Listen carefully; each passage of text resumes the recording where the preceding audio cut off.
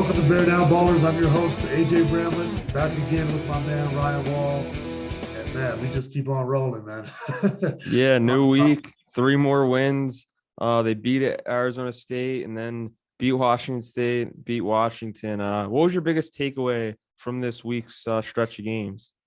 I thought defense, man. I thought their defense really, came back to life. I mean, we've been playing solidly all year long, but we had a little bit of dips here and there, and I thought they really shored up everything on the defensive end. And I think a big part of that too is having Zoo back. He looks to be almost back at full speed now, and he's been having him at full capacity, back doing what is the Zoo things that he does for us. I think made a huge difference on the defensive and offensive end. And also Dalen Terry. I mean, Dalen is making jumps. DT is playing great basketball right now. On the defensive end, he's bringing energy like he always does. But I feel like his offense is coming along now. He's being more aggressive. His confidence is sky high, and when his confidence is sky high, that goes, it's infectious to the whole team. But I thought that the whole team played well. I thought Washington State was going to be a little bit of a challenge for us. Didn't turn out to be that way. We really came out and handled business in that game right away. And then Washington, I thought we handled business there after kind of a slow start, which we've kind of gotten used to in certain games, but we've always been overcome. So overall, a super solid weekend for us. Yeah, Julius Tabellis, I mean, you mentioned him, but each game he seems to look more and more like his full strength self. And, throughout the past four games, three out of the past four, he's at 18 or more points and it's just kept rolling. And the guy who stood out to me just over the last about, week and a half is Benedict Mathurin, because we've talked all season, getting back to last year. It's been the question, can Benedict Mathurin, do it every game? Can he be more consistent? And he's shown that last three games, 18 or more points, 20 or more in the last two against the Washington schools. Very efficient too, over 50% from the field, and, he made 5 or 6 threes, my bad, in the last two games. So what'd you think of his play? Yeah, Ben, I mean, you shook off that little cold stretch that he had. You start seeing his three ball go down. He still, stayed aggressive going to the basket during those times. And now, he's just, you can see his confidence as well is right back where it was, in that stretch of the season where he was knocking off 25-point games, back to back for a while there. And you're going to do that when you're a young player and you're still learning how to be that guy all the time. Like, you're going to have ups and downs. And, the one thing that's never wavered for him is his effort. I mean, he always plays hard. He's been playing really great defense as well lately. And now that his three ball's starting to go down a little bit more, I think he likes playing on the road too. I think he's one of those guys, like, and I've talked about this before, like, I always enjoyed going on the road, playing in that atmosphere and really shutting up another team's crowd. And I think Ben is one of those players as well. So, he's always played really good on the road all year long. And now, I mean, his offense is starting to come back into flow, and that's just a huge, positive for us right now. And it rubs off on the whole team too. When he's aggressive and confident, you can see that everybody's game rises a little bit. Yeah. Is there anything else that maybe you were expecting to see this week that you didn't, or something that was just great that, maybe wasn't one of the more talked about players that did something great? You know what? I think Justin Kier's been playing really well, and it's not from a number standpoint necessarily. Like, he's not breaking double figures every game. He's not, but the way that his basketball IQ is on the floor, the way that he makes timely plays when we need it, the way that he facilitates, and just he's a really calming factor coming off the bench. And I think the bench in general, I think Pelle Larsson has been playing extremely well, consistently. Especially on defense, and Balu, all of the guys that come off the bench, I think have really been impressing me that they can do that in a consistent manner. Because in a lot of times with bench guys, you don't know what you're going to get from them. One game they're great, the next game, they're not. And these guys have been very solid all year long. But now it just seems like even them, they've kicked it up a little bit a notch, especially from Umar and the way that he's playing. But all the guys coming off the bench have done a great job of not letting anything dip once we bring those guys into the game and really adding a lot to the team. So I think the bench is what's, stood out to me too over this little run. Yeah, there's a lot of positives with this team, but one of the negatives has been Kirk Kriisa. I know I've maybe been the one that's a little down on him more than you, but I just wanted to, because now there's 6 games left, I believe, in the season, and I almost want to just, give an overview of his performances. And, because the last 10 games, we have a bigger stretch to look at. Last 10 games, he's only scored in the double digits 3 times, and he's only shot the ball over 30% 2 times from the field. So just what do you make of his play? And we know how big he needs to be for them to succeed, but do you think that they can maybe even just keep winning even though he's not performing at a high level? I mean, they've proven that we can keep winning without him shooting well. You know what I mean? And that's the thing, is like everyone looks at his shooting as like, oh, he was, 1 for 10, or he's not knocking down his threes, and but there's a lot more to his game than just scoring the basketball. Like he's probably, Yeah. when you look at it, he's probably the best shooter that we have, like pure shooter. So when his shots don't go in, everyone, it really, Well, is because red AJ, if we're being flag to fair, everybody. him coming into Arizona, his shooting was what everyone. It was his Yeah. shooting and his passing. Those were his 2 main things. So that's why it's a big subject. But yeah, he does add a ton of things that don't even show up on the stat sheet, like his energy and his feel for the game. Right, and he's still facilitating really well. And yeah, he's had some turnovers here and there, but I mean, he makes great passes throughout the game. Like he's always looking for the open guy. He's looking to move the ball. He's not being a selfish player out there. He's taking the shots that are open for him, and that's okay. And our team will live with that. We'll live with him taking those open threes, and being. You want him to still be aggressive and be a threat to score, even if he's not knocking down the shots, because the team is planning for offensive rebounders are planning for him to take those shots. And when a guy, sometimes when guys go cold, they stop shooting, and then that messes up the entire offense flow of the offense. Because even if they're going to miss the shot, still better to take it if it's a good shot and let your guys, rebound it or whatever. He'll get better, man. And he's getting better. He's still playing extremely hard. I think he's done a good job on defense, and I've said this, the past few weeks, and he's still doing a great job facilitating. And so it's not like he's out there jacking up a bunch of terrible shots. They're just not going down for him right now in a consistent manner. But I think the fact that we've been still winning these games by significant margins and still playing really well, that once his shooting comes back, it's just going to be a bonus. Yeah, I have just one maybe something I could propose to you and see what you think about it. Right? Do you think that maybe down the stretch they can? You mentioned how well Justin Kier's been playing. We know it's his 6th year. He's played at this is his 3rd program. He has experience. Do you think maybe they can even just turn the offense over to him, and maybe in crunch time when it matters, and maybe him play in place of Kerr? Maybe. Do you think that could happen? What do you think about that? I think it's two good options to have. You know what I mean? I know that Tommy trusts, Kerr a lot, and he should. And Kerr's, the X factor. But that's what I said with Justin, Kier coming in and being able to be that calming factor for the minutes that he's on the court, is that they're really effective in, calming the game down and just running, what we need to run. He's aggressive when he needs to be. He just knows how to play basketball. Like he knows how to play D1 basketball. And that's a guy that's a huge benefit for a team like ours, coming off the bench.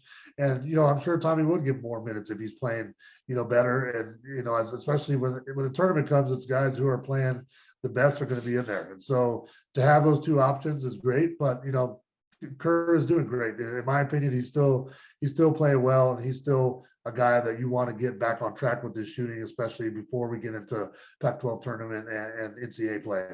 Yeah, and also if you want to put things in perspective, he's still technically a freshman eligibility wise, because he only played about 10 games last year towards the end of the year, but then he never got in the flow of things within Sean Miller's offense. But yeah, there's still he has a lot of time to grow and learn, and in the next few years, hopefully he'll become a star for this team. But AJ, I wanted to switch gears a little bit, and the AP poll gets released every Monday. Arizona moved up to number 3 this past week. They only moved up 1 spot, and to me, I was kind of weird. I expect them to be number 2.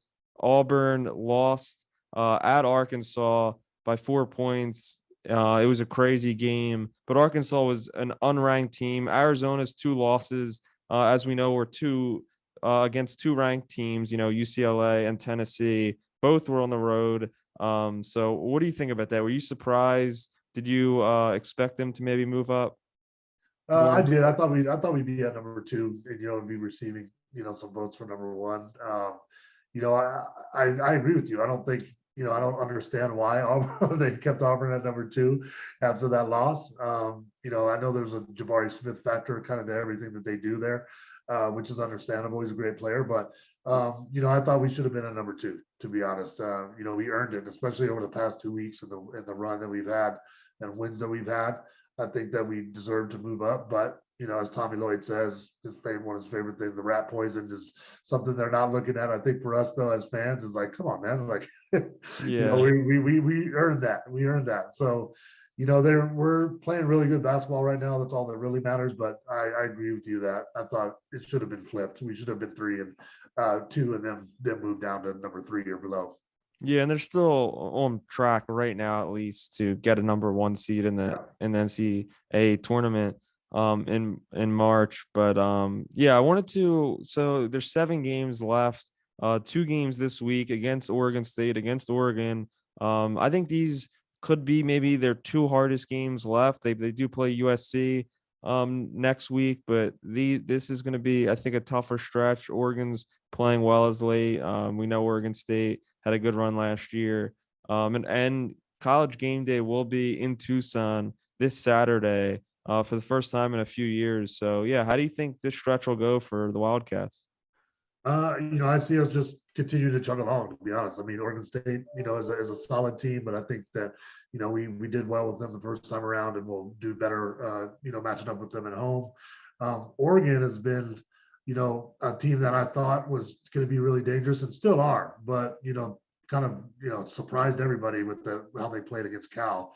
And so, we don't know where we're going to get there, but they have the talent to really, to play well on our home floor, and they have historically played well in McHale. So, but I think that the way that we're playing right now, and having Zoo back at full strength, or almost full strength, really changes the dynamic of the team. And when he's been playing all year long, we've been very solid. So, I think that we get 2 wins at home this week, and keep it rolling.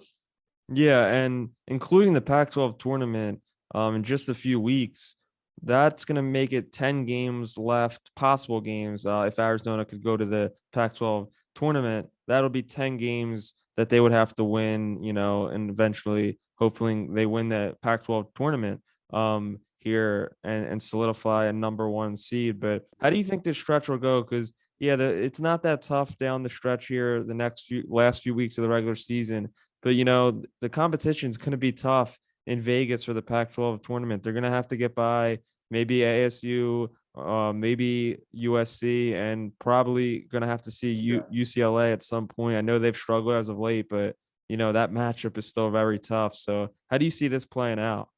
Yeah, I mean, I think, through the rest of the regular, season games, I think we have a good chance to run through those games and get dubs. But the tournament, anything can happen, to be honest. I mean, when you play a team the third time, in a year, you've really worked out what you did wrong in the first 2 games, how to fix things, what adjustments to be made. And it's hard to beat a team 3 times, in one season. So, but it's not that we can't do it, because we can beat anybody. I think we were playing at our top level, but that's going to be difficult. I mean, I think UCLA will be a tougher matchup next time that we play them. They're kind of in the funk that we were in, a few weeks ago right now, I think, but I think they'll emerge from that and be ready, playing better basketball once they get closer to the NCAA tournament. So, I think obviously it's going to be a battle, but I'm rolling with our Cats all day, man. Like when we play the way that we can play in Arizona basketball, I don't see anybody in the conference that can really beat us. Yeah, I think it's safe to say, I mean, win or lose, I think they should get to the Pac-12 championship at the very least, and they'll still get a top 3 seed, hopefully, in the March Madness tournament. Right. So everything should go well. I think you got to put things in perspective here, and they're going to win at least 25 games, probably more here in the regular season, and then whatever happens after that, I mean, they should get probably to the Sweet 16. Do you think that that's probably the floor for this team? Yeah, I think, and this is crazy because earlier in the season, like before when we were on the first pod, We're to be ranked. I don't think we were having this conversation, at all. And so, to be in the place where we are this year, and that, to have the guys playing as well as they are, and the job that Tommy Lloyd's done is pretty incredible. But talent wise, and looking at the entire landscape of college basketball, Sweet 16, I think, should be the floor. And, they have more than enough to get to a Final Four. And if we're playing the best that we can, have a chance to go all the way, which is Do what you tough to did. do.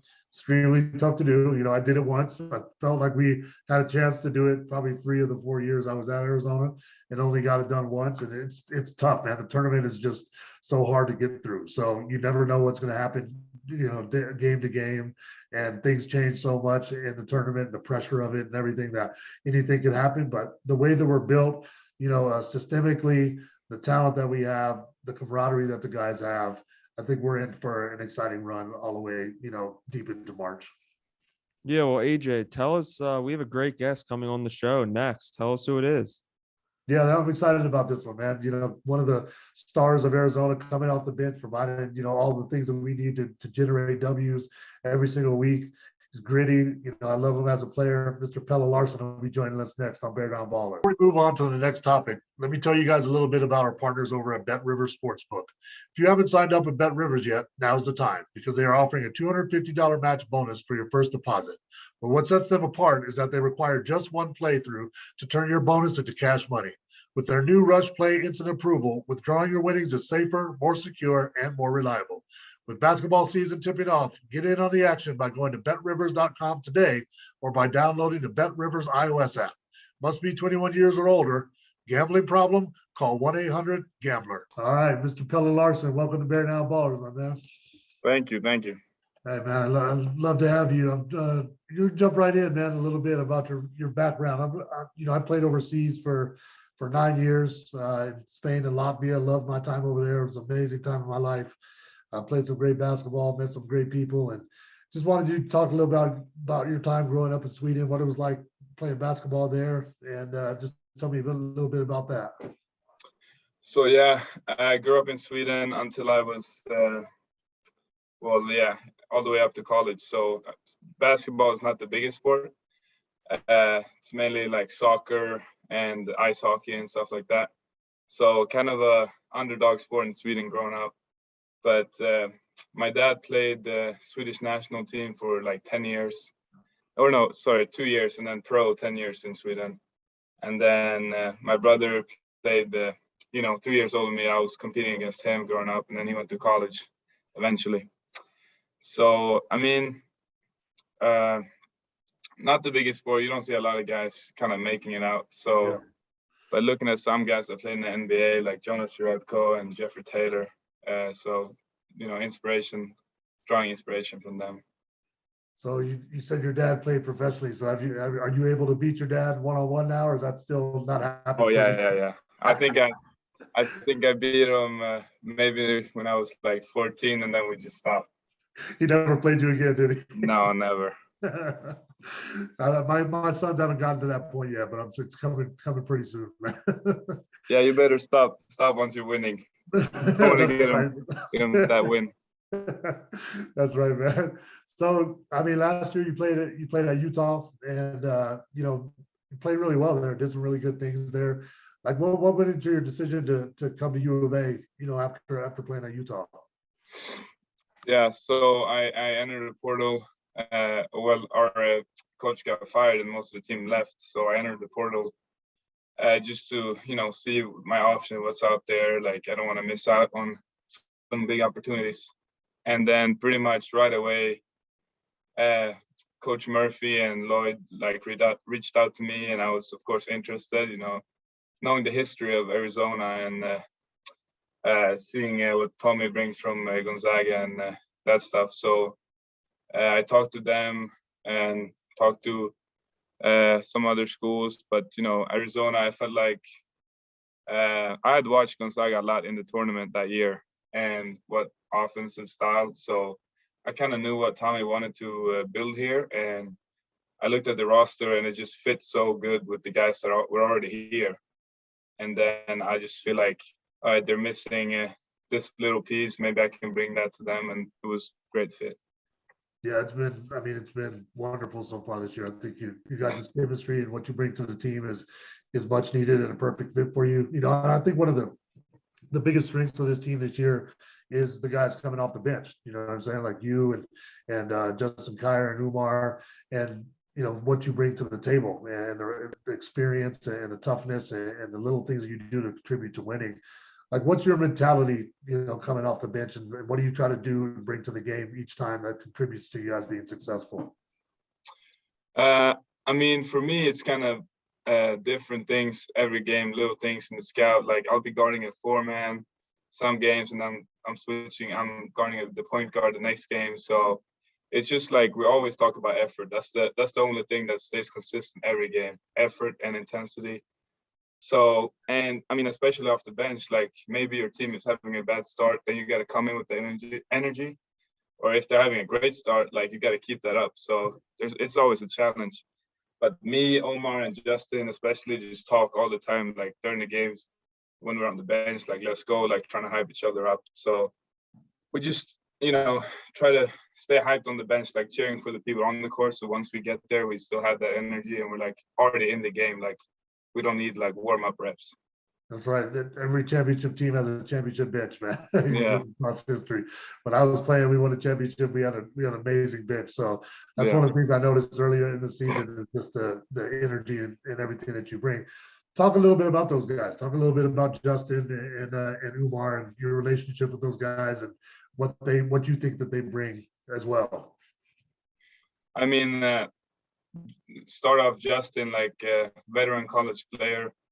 It's been through, this is his third program. So, you know, he's just seen a lot of stuff. And especially with me, like he went through the same injury I went through beginning of the year when I broke my foot.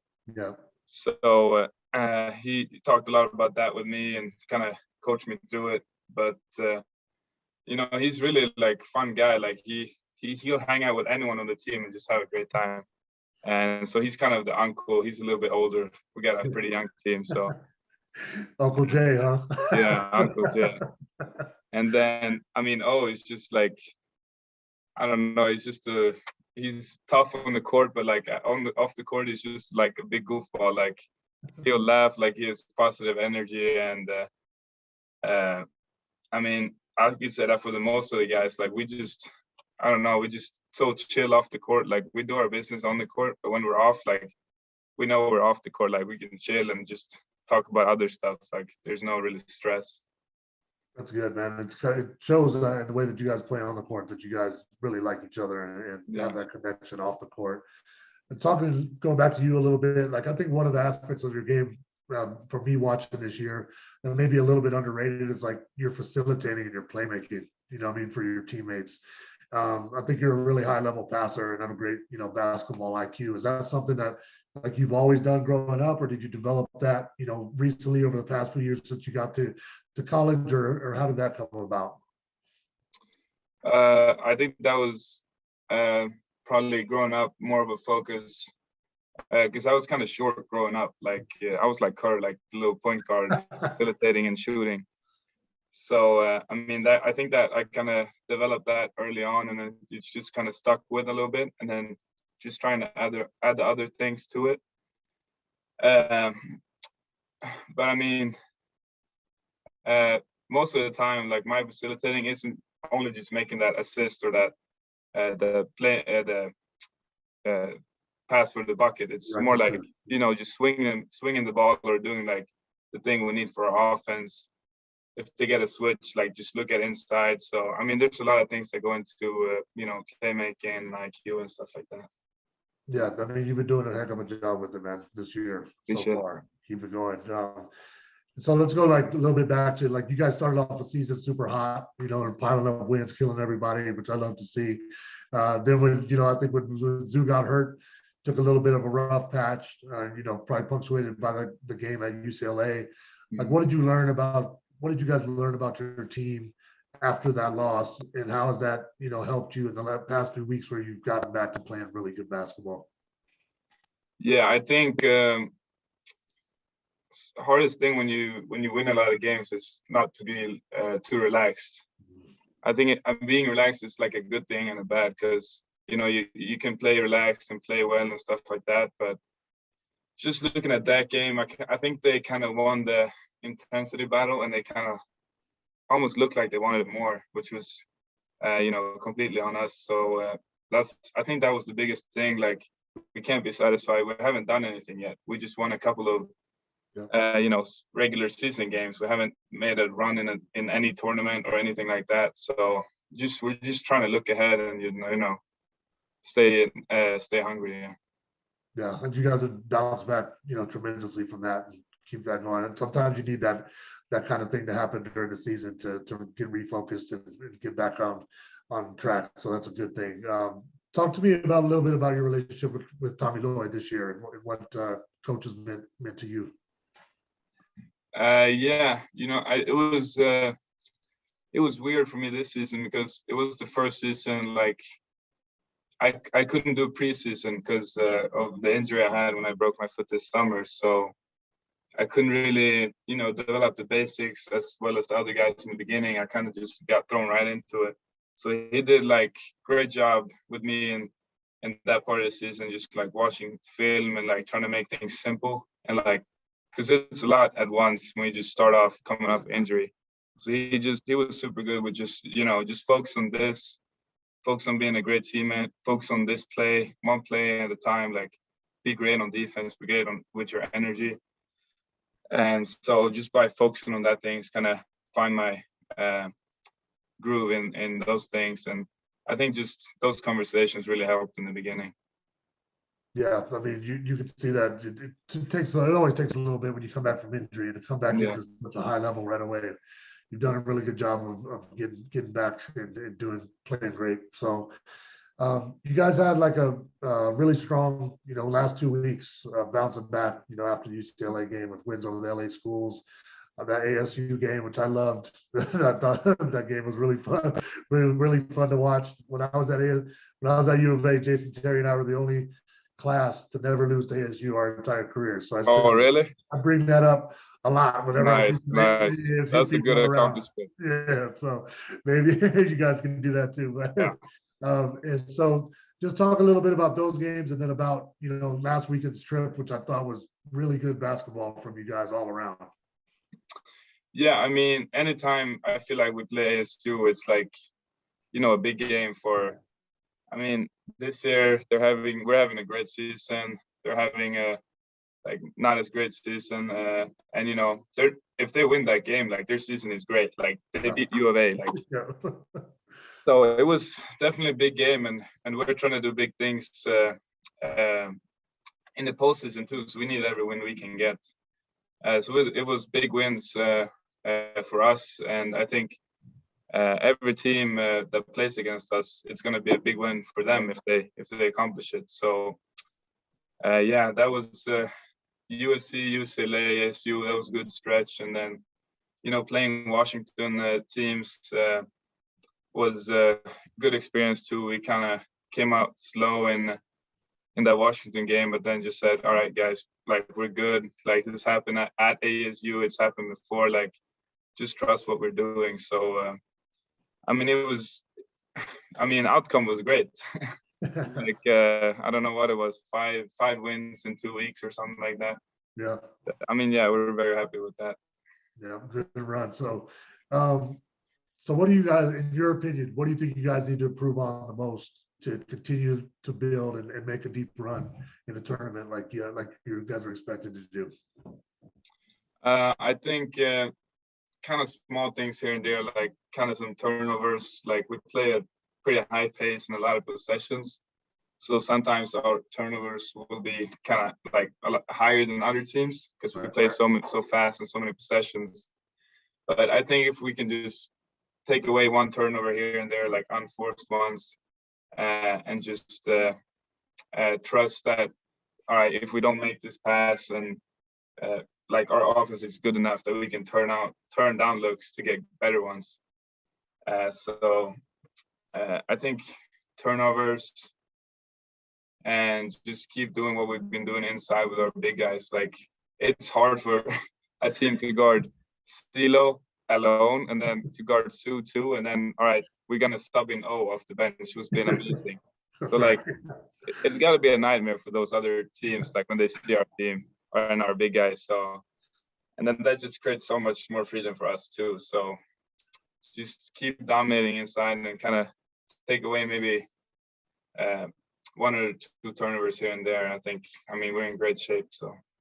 Yeah, I agree, man. Good answer. So one of the things I think jumps off the page, which I love too, man, is just probably the overall swag of the team. And so, like, where does that come from? Like, what makes this team so special to you? I'm sure you play a lot of basketball over your years, but it just looks like you guys have something special. So what contributes to that? I mean, so first of all, I think obviously because we're winning, it always helps with your confidence. Yeah. But we wouldn't be winning if we didn't do the little things like well. So we do those things, we win, and then we all like love each other. And like, I mean, some of our walk-ons on the bench were like unbelievable. Like looking back at the Stanford game where there was no fans in the arena. You could just hear us in the broadcast, like our bench, like screaming and on loose balls and stuff. So I think just I don't know. We just want to have a like fun time with each other. And to be honest, it's not as often like showing off for the fans. Like sometimes it's like showing off for our teammates and ourselves. We can like talk about it in the locker room or like just have fun with it.